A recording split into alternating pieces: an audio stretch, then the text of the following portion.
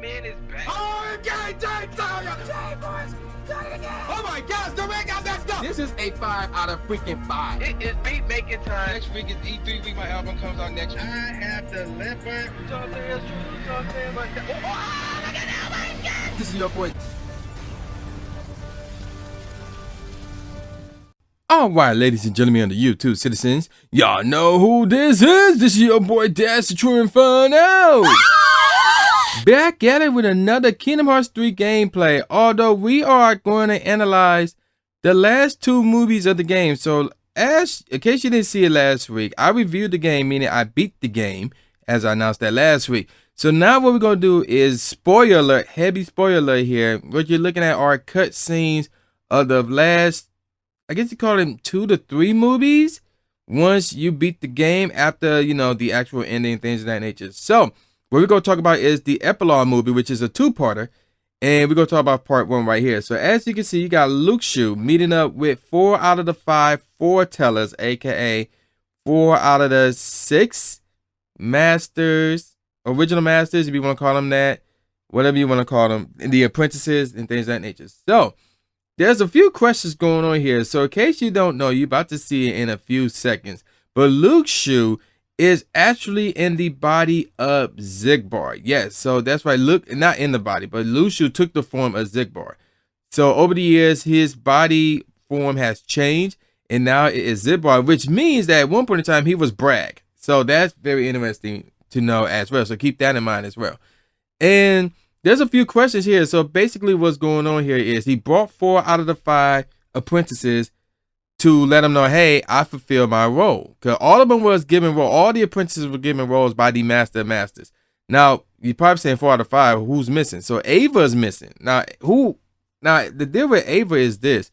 Her role, and I believe she fulfilled this as well, is to create a brand new faction separate from the Foretellers in the original unit, which is called the Dandelion. So if you're playing that Kingdom Hearts mobile game right now, you should know all about that, because that got a story going on right now, and it's getting a bit interesting.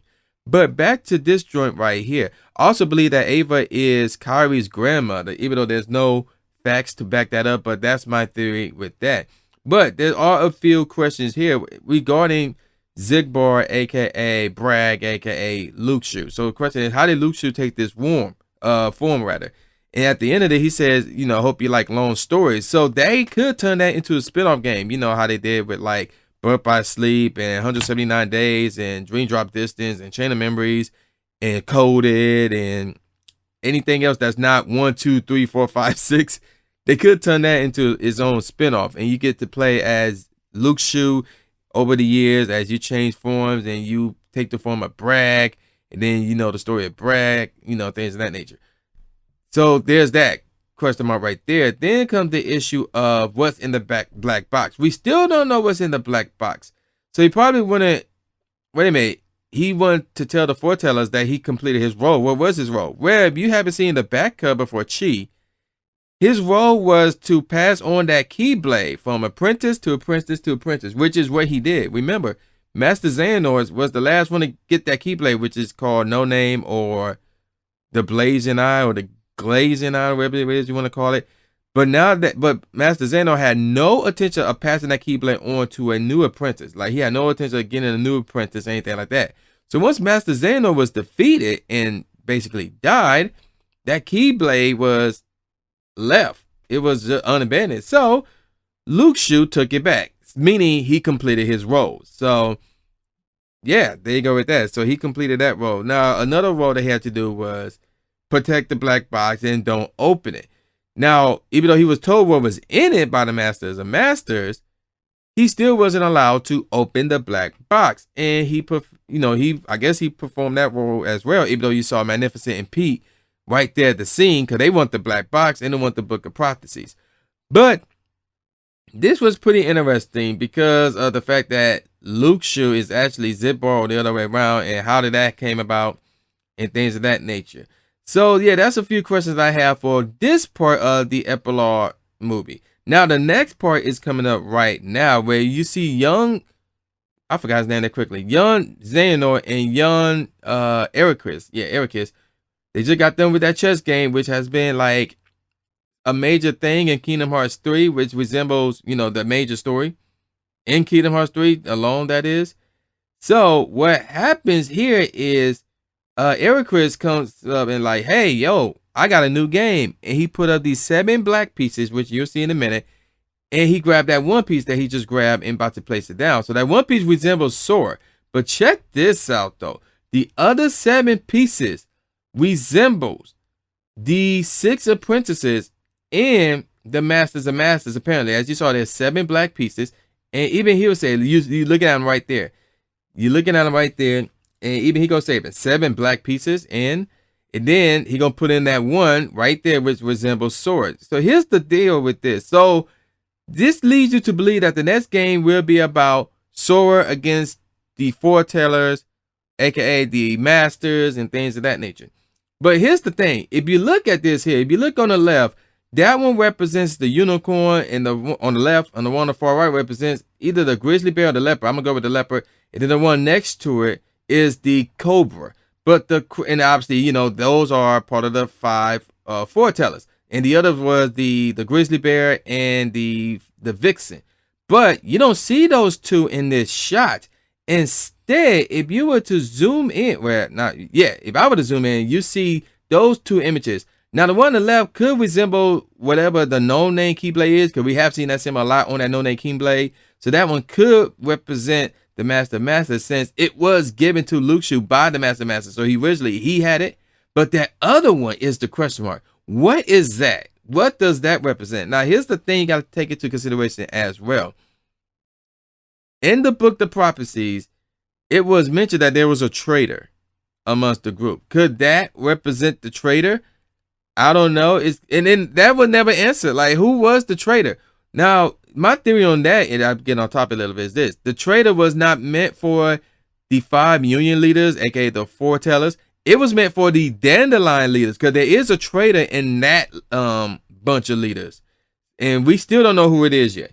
They still telling that story. So that's going to be interesting as well. And another question is this. Since this is setting up a matchup between Sora and the original Masters and the Master of Masters and things of that nature, will the Dandelions play a role? Because remember, one of those Dandelions look like the human form of Marluxia.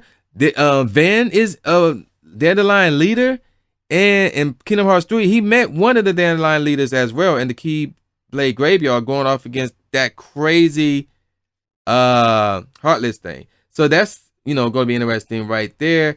So, yeah, man, it's just a lot of questions involved here. So it's got a lot of people, like myself included, looking forward to Kingdom Hearts 4, assuming that that's where they're going next, where it looked like it's going to be Sora against the 7 original Masters. Obviously, 5 of them was the Foretellers, the 5 Union leaders. The 6th one was Luxu. And then the 7th one is the Master of Masters himself. And again, the question is, where does the Dandelion leaders play a role into this? Where does the traitor play a role in all of this? So there's a lot of questions regarding this scene in the future of Kingdom Hearts. Because remember, there are going to be more Kingdom Hearts games in the future. They just got them with this arc, the Master Xehanort arc. Now they're going to move on to another arc. We don't know what it is, but we assume it's going to be an arc involving, the Union leaders, the Masters of Masters, and things of that nature. Now, the last thing I want to talk about is the actual secret episode, or secret, what they call it, secret ending? Yeah, the secret ending itself. So basically, here's what's going on here. So if you recall the actual ending to the game, Sora disappeared. So he saved Kari. Kari's back at Destiny Island with everybody else, but Sora disappeared. Like, he's nowhere to be found. The belief is that Sora is dead. And here's where it get interesting in terms of backing up that theory. So in the secret ending, Sora wakes up in Shibuya. Now, Shibuya is a shopping district in modern day Tokyo. So obviously you go see a bunch of vehicles and a bunch of modern buildings, things of that nature. Now, Shibuya serves as the setting for the classic Square Enix DS game, The World Ends With You.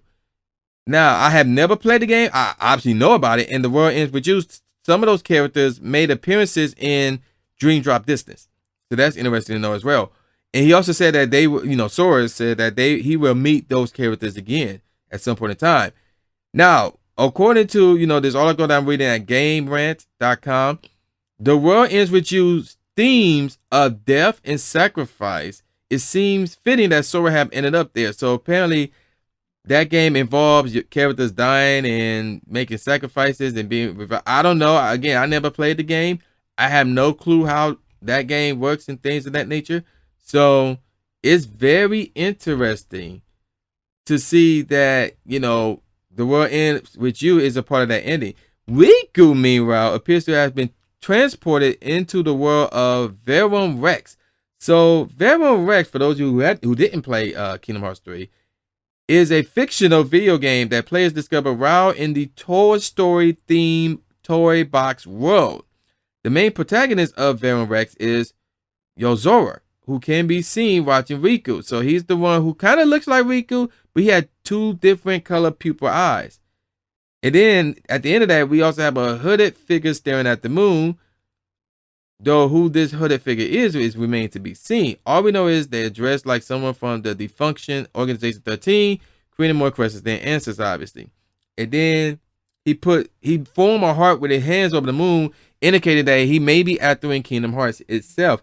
Now, the belief is that right there is the Masters of Masters, because his posture and, again, with the whole hand gesture thing, that could be the Masters of Masters right there.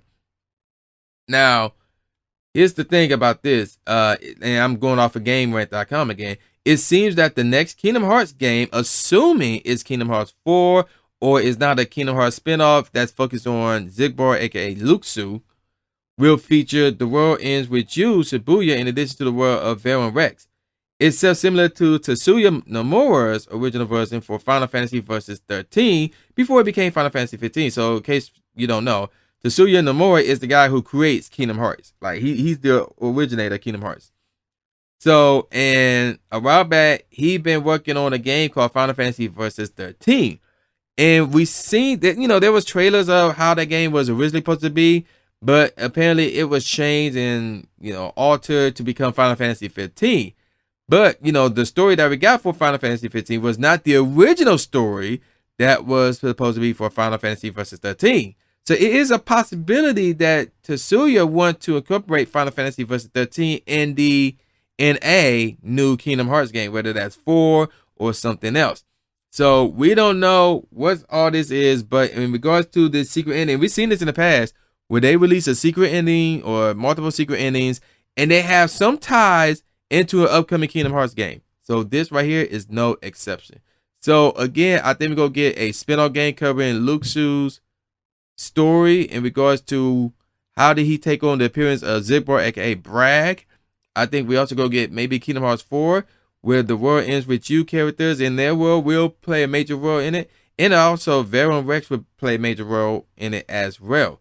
So it could be a scenario where Riku is trying to recover Sora again, like he did in Dream Drop Distance, where Sora was basically near darkness, near death, near the end of that game, and Riku somehow managed to survive. Obviously survive, yeah, but rescue Sora and brought him back from a near death, near darkness experience.